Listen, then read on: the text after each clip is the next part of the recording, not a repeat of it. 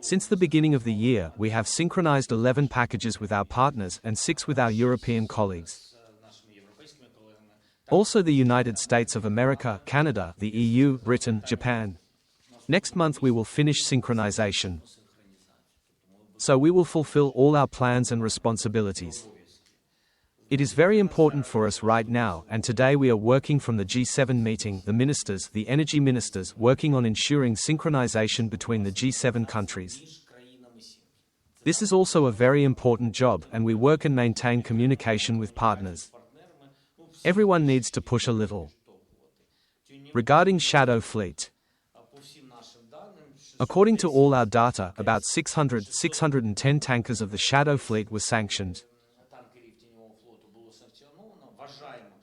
We believe that there are about 1,500 plus different ships that work for Russia, which means they work for the war. We believe that there are 340 key ones and 65 core ones.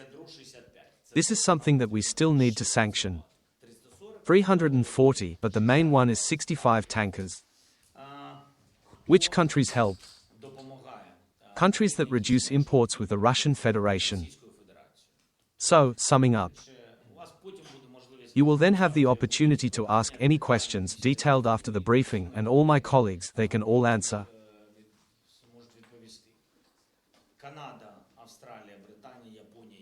Canada, Australia, Britain, Japan, the EU, these are our key partners who have reduced imports with the Russian Federation to the maximum or up to zero.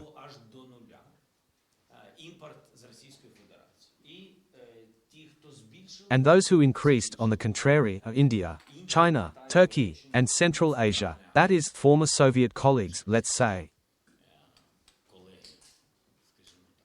This is what we need to work with. There is a vision of how to work with it. Synchronization with the EU, the 19th package, I told you, today.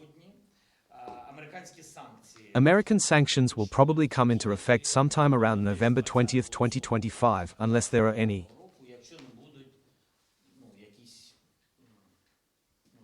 Steps left and right. Thanks. And then, analytics. What analytics do we have? After these sanctions, Russia, according to our data, will lose $50 billion next year.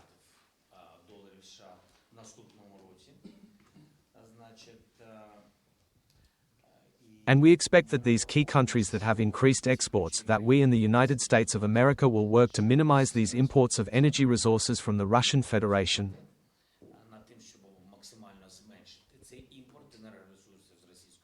Here is the example of China. The Minister of Foreign Affairs has now given me all the data. For example, China imported 120 billion. Imagine, the United States implements sanctions, the reduction will be 50, and the imports of China alone are 120 million. They are the biggest player and assistant in this war. This is a fact, because 120 billion is a serious amount. Now you will understand how serious this figure is. We also hope that partners will not make exceptions after the sanctions. We know that Hungary is working to ensure that they are excluded and continue to import. This is an important aspect, we will also deal with it. Next. It is also important that the Europeans, and we understand that they made this decision after these particularly clear sanctions on Lukoil and Rosneft.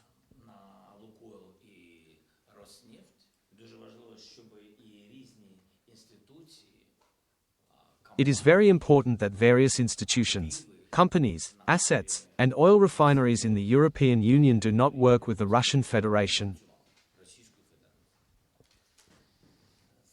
We further understand that this could lead to a budget deficit of up to 100 billion for Russia next year. We have different analytics here. There are up to 100 billion. The Ministry of Development is more skeptical. The Ministry of Foreign Affairs is more positive for us. There is 130 billion. Let's hope that the more the better. This will be such a deficit. Why is it important to understand about China, this deficit? We need to compare this with how much they will spend on the war. For us, for Ukrainians, this is important. According to our data, they are counting on a budget of 210 billion for next year, for 2026. We see from the security service and from foreign intelligence. We see where they want to increase, and we must work to prevent them from succeeding, and where they are incapable.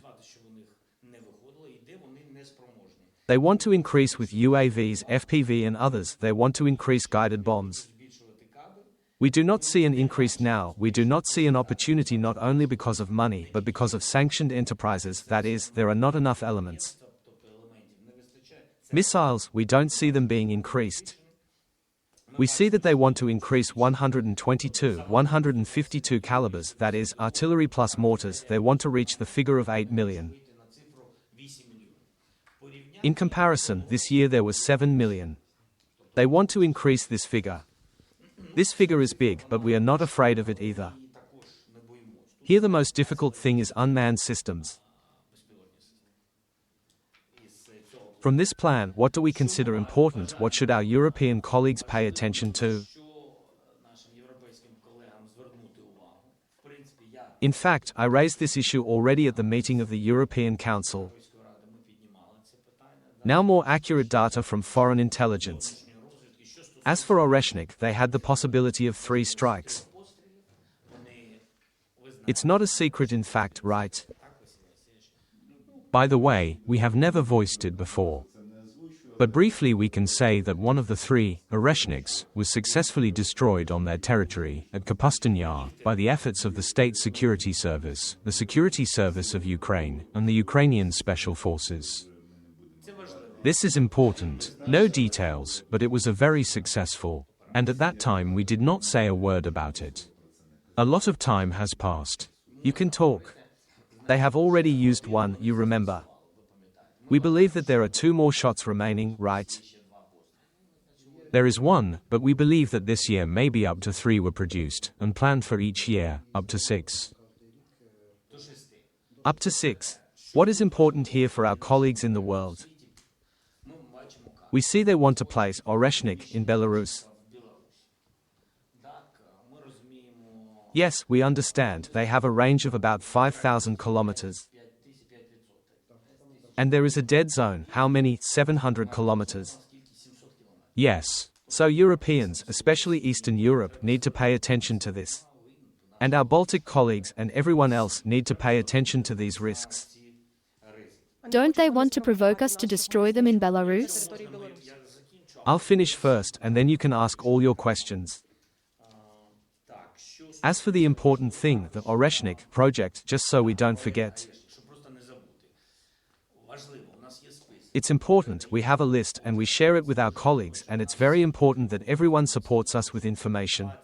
There are 25 manufacturers working to produce the Oreshnik. Even though production is limited, about 6 per year, there are 25 manufacturers, all Russian companies, as you understand, and they are not sanctioned.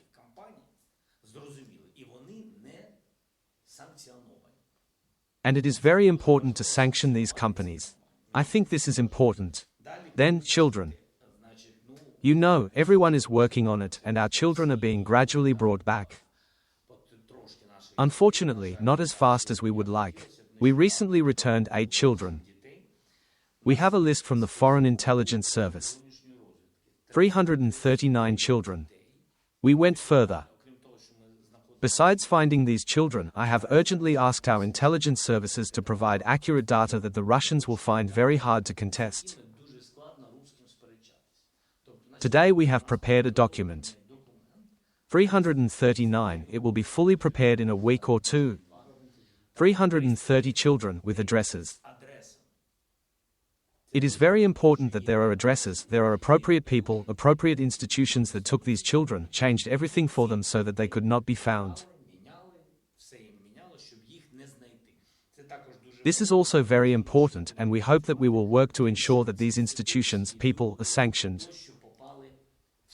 Those who are engaged in the abduction of our children. No one will say that they do not have our children there. We find the addresses. This is a very important point. And about cryptocurrencies. Both frozen assets and cryptocurrencies, how they circumvent sanctions, where they hide this money. We are doing all this. To put it briefly, You can ask questions, and you can ask all the meeting participants, please. if you want, maybe you want each institution to give 2 or 3 words. You'll have a broader vision if you will. And then questions. Okay. Don't you mind? Could you please turn around? I have a dilemma, but I'll try. Mr. President, let me comment. In pursuance of your instructions, we have already begun to form the 20th package of sanctions and hope for rapid progress on this track. We have a clear understanding of what should be included in this package as a priority, and we will certainly bring this information to our partners. We see the impact of sanctions policies, sanctions packages in 3 areas. The first direction is the restriction of the Russian aggressor, and its companies in access to the latest technologies, primarily military ones. The second is, of course, sanctions aimed at reducing the source base of funding for the Russian military machine. And the third is imposing sanctions against Putin's inner circle. In the first 2 areas, we have made really good progress. Unfortunately, in the third direction, namely the sanctioning of Putin's inner circle, we even see a certain regression. Unfortunately, I have to admit it. And some European countries are even trying to exclude certain Russian oligarchs from sanctions packages. It is we who will continue to defend and insist on the position of sanctioning Russian big business and oligarchs who are involved in the functioning of the Russian military machine. In addition to what the President of Ukraine has already noted, there are specific consequences for the ladies of the adoption of the 19th package.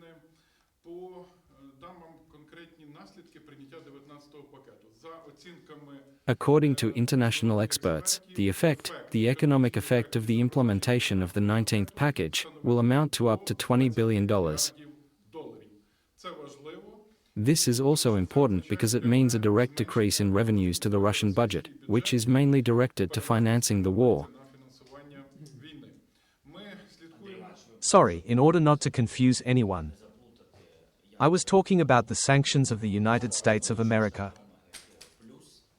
Additionally, this totals 50 billion, with a portion of the 19th package accounting for up to 20 billion. And I conclude, Mr. President, I reported to you today.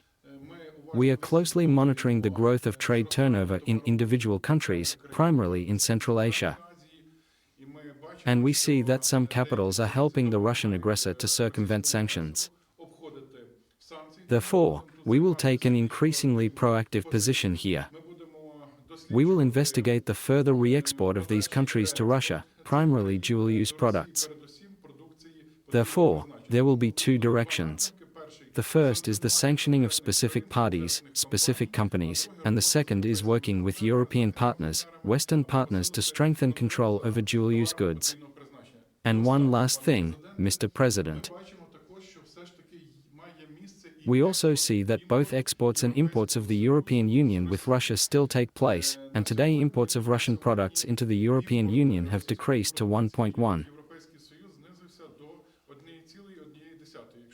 If we take the general structure of EU imports, and as of the beginning of the full-scale Russian aggression, this amount was 9.3, it seems, up to 10. That is, a significant reduction. Nevertheless, there are imports, and we will also work with European partners. If as of today these types of products are not included in the sanctions packages, Mr. President, we will raise the question of introducing tariffs on these types of products. That's it. I must say, the main story with tariffs is very strong. Some of our partners, very close ones, our partners in Europe have suggested that if we don't have, and you know for what reasons, all the votes in the European Union for sanctions on certain countries where there are questions. There is another model, a tariff model, when you need a majority. Yes, qualified majority. One of the ways we can strengthen the sanctions policy. Please. Thank you, Mr. President. Could you turn around so that we can see you, please? Glad to see you. Likewise. Dear journalists, in addition to these sanctions, we also have the so-called kinetic sanctions, that is, those deep strikes and work in the deep rear at the expense of UAVs. We are talking about a distance of more than 120 kilometers. It's important to stress that, in fulfilling the orders of the Supreme Commander-in-Chief, the President of Ukraine, we target only lawful objectives. Oil production, oil refining is 90% of the budget of the Ministry of Defense of the Russian Federation. These are dirty oil rubles, at the expense of which the enemy kills us. I will not give any details of what we are planning for obvious reasons. I will briefly say about the results. Since the beginning of the year, there have been nearly 160 successful strikes on oil production and refining facilities. If we take September and October of this year, these are 20 facilities, including 6 refineries, 2 oil terminals, 3 oil depots and 9 oil pumping stations. What did this lead to? This led to a deficit of more than 20% in the domestic market of petroleum products, to the downtime of 37% of oil refining capacities, as well as to a shortage of relevant petroleum products in 57 regions of the Russian Federation and a ban on the export of gasoline by the end of this year. Of course, we do not stop at achievements. There are many fresh views, fresh approaches in this work. This involves new equipment, new combat components, and new methods and tools for communication. It's also important to acknowledge that the enemy has very strong air defenses, and their Pantsir system is the most effective against our long-range drones. So, from the beginning of 2025 to today, we have destroyed 48% of the enemy Pantsirs. This is a priority today. It is determined by the President of Ukraine. They produce 30 a year, but the number of those destroyed far exceeds what they produce. That's why we're working on it. For the results, as always, we will please you and inform you in official communications. After the fact. Thanks. Want to add? Yes, Please. Mr. President. Dear journalists. 3 main areas of work identified by the President of Ukraine. Work on sanctions. The direction is energy. The second direction is finance, banking. We figure it out today. And here we discussed cryptocurrency, how Russians and others who help them get around. They went to electronic money. It's difficult, but we are working on it. Third, the military-industrial complex. It is everything that produces weapons and means of destruction. Everything that flies at our civilians. We understand the military-industrial complex, we understand the capabilities, we report and inform the national security and defense sector so that we have parity, work on parity. Work with partners. Work with partners is quite effective. The task of our intelligence and development today is to form turnkey cases, sanction cases and provide them to partners. We have started actively, I will speak for myself, the 17th package of sanctions, the 18th package of sanctions, the 19th. To date, the task has been assigned to us together with the Ministry of Foreign Affairs. The Security Service is working on the 20th one, and there are already plans for the 21st package of sanctions. We work with partners within the framework of security agreements that have been concluded over the past 2 years. Thanks. Can I add? Please. Because we really have a very coordinated interaction between all the bodies involved, Mr. President. And now we have also begun to work more actively on very specific categories of Russian criminals. I mean the facts of the use of weapons or ammunition with elements of chemical weapons by the Russian military. We have handed over lists of persons who have been identified, who are suspected of using these types of weapons prohibited by the Convention, namely chemical weapons. And we are also working, if we take a separate direction outside the sanctions, for example, with the prevention of Russia's election to the governing bodies of the organization ban on the use of chemical weapons, whose elections will be held in November. This is a very comprehensive approach so that the aggressor feels the consequences of its criminal policy. And chemical criminals even explode in the center of Moscow. Those who make such decisions. Mr. President, dear attendees, dear colleagues, indeed, how is coordinated work taking place, and it would not be an exaggeration to say that 50% of the content of the partners' sanctions is somehow related to our proposals from our side and the sanctions that we adopt in Ukraine. Since the beginning of the year, we have already adopted really 50 sanctions decrees. No country has such a pace of sanctions work. And, besides, I really like the possibility of linking such kinetic sanctions with classical sanctions. I mean that when we strike at critical infrastructure facilities of the Russian Federation, they then have to repair the relevant facilities. Repair of objects is somehow related to the need to import components. Imports of components, expensive technologies, and installations are usually either already partially covered by sanctions restrictions or will be fully covered by sanctions in the near future. The same applies to the military-industrial complex. In the 19th package, in the previous packages, the lists of substances, materials, and equipment prohibited for export to the Russian Federation are expanded. And all this is also aimed at a very practical goal of reducing the military-industrial potential of the aggressor. We are engaged in work, we work.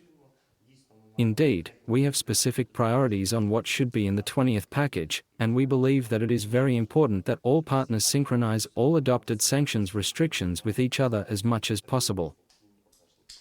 Thanks. Please tell me, did I understand correctly? It started already, right? Lady first.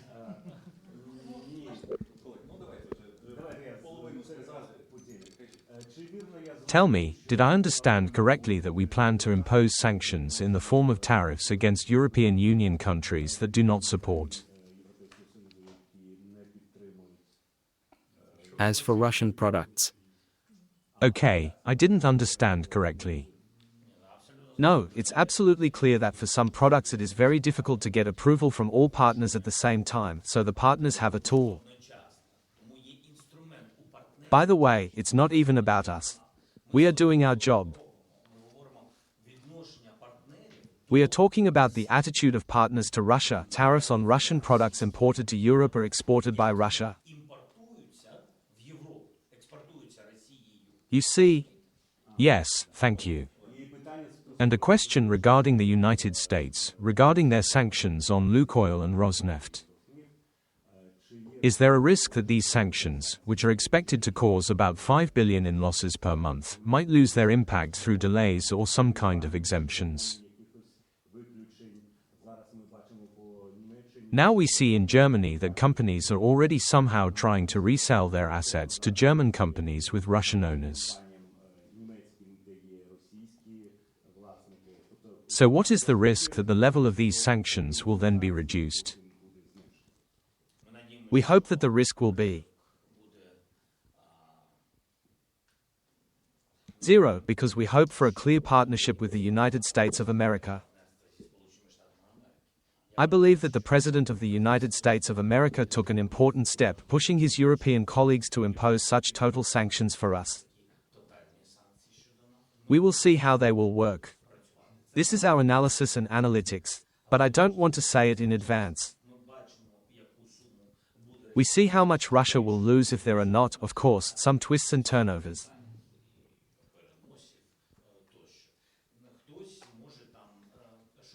Someone there might be looking for ways to transfer or sell the assets I mentioned at the beginning of the briefing. It is very important for us that the assets that are on the territory of the European Union do not work. There will be certain steps. The task of our intelligence is to see this, detect it, and pass it on to our partners.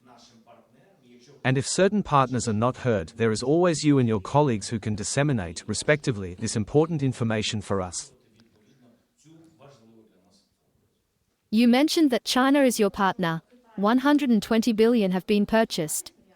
And as for India, how much do they contribute to the Russian budget every year? We understand that they are still paying off the Russians. And the second question is still about more effective sanctions. Regarding our coordinated responses, Mr. President, this is a question for you. What do you think is more effective? Strikes or sanctions of partners? And Mr. President, I ask you, you said that we had dozens of successful attacks. Do you have a map at all? How many goals are there for us that we would like to hit? Of course, there is a map, there is a plan, there are many operational ideas, all the defense forces work together, in unison. All this is carried out under the clear guidance of the General Staff of Ukraine. Missions are planned, then implemented. Some of them are very successful, some are just successful, some are not entirely successful. But we are constantly improving ourselves. If you want to see what it looks like on the map, we'll be happy to organize this for you somewhere.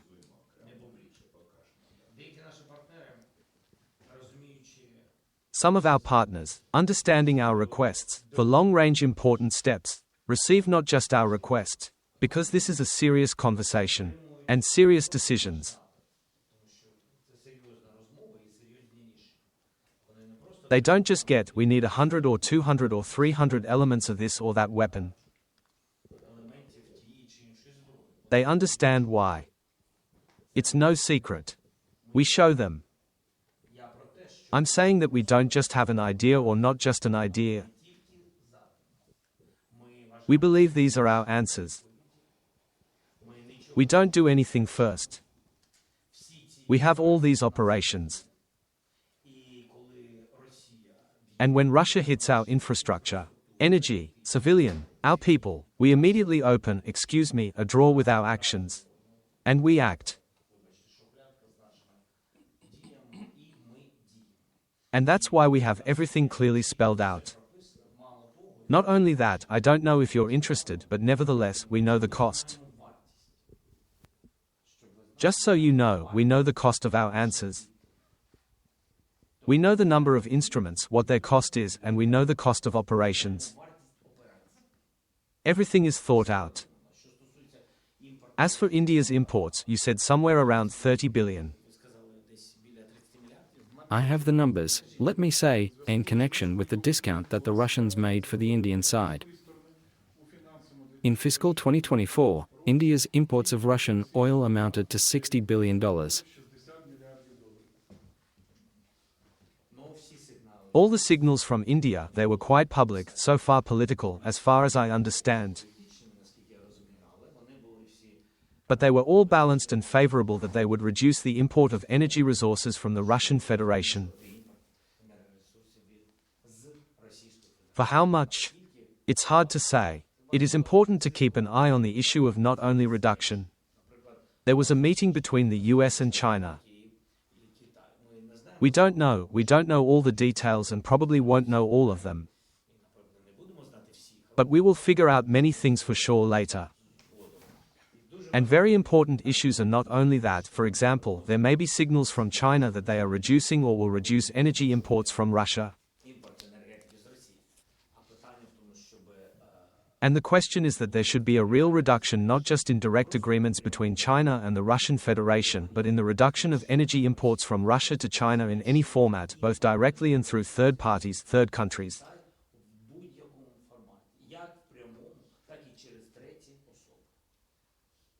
For the first time, information was heard here about the destruction of Oreshnik in Russia. When did it happen?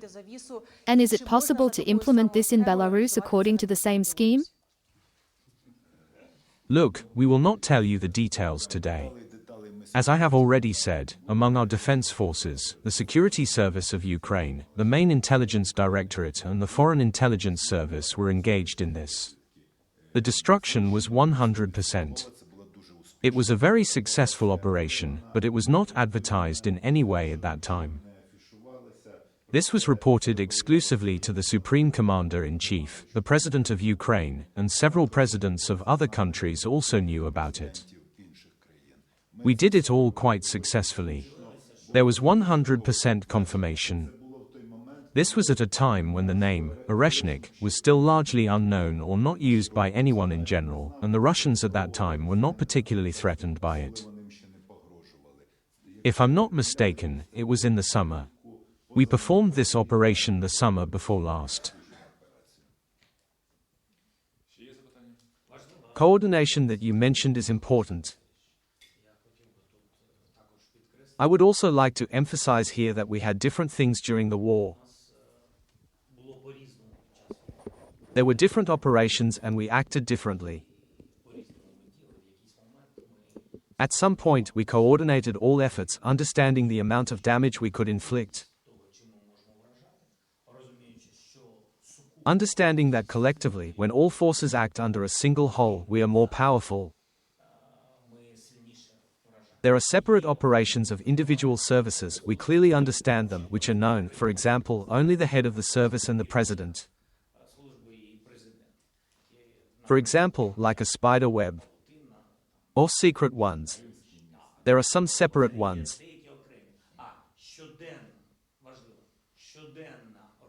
And the daily, important, daily work on responses and the destruction of the volume of potential Russian energy exports is the overall coordination of all these responses.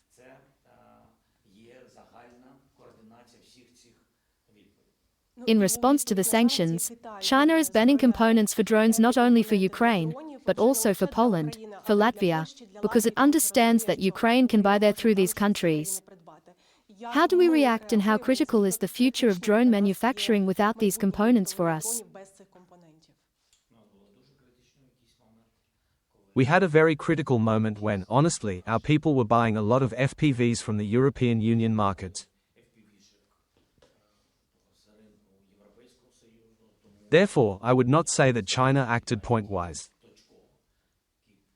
China has massively restricted exports to the countries of the European Union. Because I know that when we were all searching, and you know that we financed the brigades separately because we searched everywhere, we separately financed each of the brigades so that they could all get together through their channels, where possible, only FPV drones, and so on.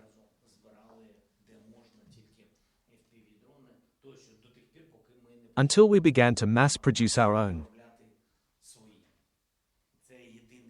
This was the only way. Mr. President, can I ask you one question? I understand that the topic of sanctions, but Pokrovsk is important today. What is the situation there? As of the morning. Encirclement? Russia says the same thing. I beg you very much. I was in some of the offices. Geometrically different. And I saw different maps. I saw a map of the fighting in Ukraine, which looks, let's say, strange. And I also saw other maps. That is, for some reason we have different maps of real combat operations in Ukraine. Why in Russia, that's clear, but in Ukraine, Russia, in Europe, in the United States. And at some point, we coordinate all this, understand where there are certain problems and where there are certain manipulations. And so the situation in Pokrovsk is difficult. Look there, all their forces are there. You know that in this direction there is a concentration of 170,000 enemy forces. This is a lot. Really. And in the morning I talked to the Commander-in-Chief. There are no changes in Pokrovsk. There are Russians in Pokrovsk. We are destroying them little by little. Because we also need to protect our personnel. Just running is not good, and they come out from somewhere, from building, they're hiding there. Mr. President, with your permission. When we speak about Pokrovsk, first of all we need to thank the armed forces of Ukraine and all the defense forces who work there very professionally and very devotedly. But let's start with the fact that the enemy first declared that they were about to take it 1 year and 3 months ago. During this time, they covered 7 kilometers. Very capable specialists in general military operations, the Russians, in quotes, of course, covered only 7 kilometers, but they lost tens of thousands as casualties. I won't even mention the wounded, but today everyone is there. The president tells you how powerful their formation is, yet it is being held back, and every day they're simply being ground down and sent to the slaughter. Important point, excuse me. For example, our specialists say, and it's important that they provide analysis and show you from both sides. Then you can understand how difficult it is, but not only how difficult it is for us, how difficult it is for them. And this is important to understand. Then you will compare and understand the whole situation, not only its complexity, but what is happening there. For example, they dominate drones and drones control logistics. But at the same time, you must understand that we also dominate, on the other hand, drones and also block their logistics. And when we say that our guys, excuse me, at certain moments, in clear weather, well, we won't go into the details, march 5 to 10 kilometers, it happens. On foot. If there's heavy concentration of drones and the guys aren't supplied with equipment, then you need to look at that side and figure out where the Russians are coming on foot.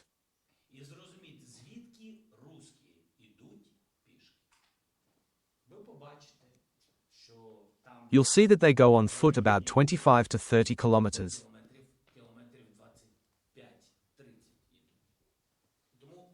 Therefore, you need to understand that there is a serious battle for Pokrovsk. They were tasked with taking Pokrovsk. Our Pokrovsk. This is the city to take, because they could not take Sumy, they could not take Kupiansk. They understand that they are going to lose Kupiansk. We're conducting a sweep. It is also not easy, but everything is already clear. Our forces came to the river and blocked them. They can no longer pass like this, even one by one, it is difficult.